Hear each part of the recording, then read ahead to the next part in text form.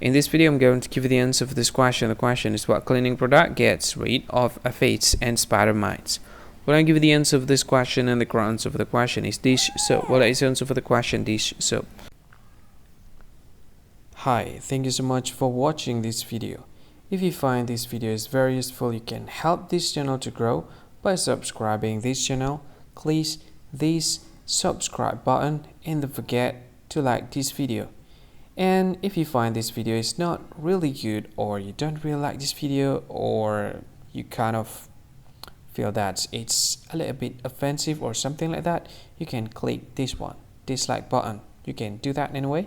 And if you want to share this video with your friend, you can share it by clicking this share button, and you can share it to any social media that you wish that is currently available at this time, like Facebook, Twitter, LinkedIn, and many others. Right?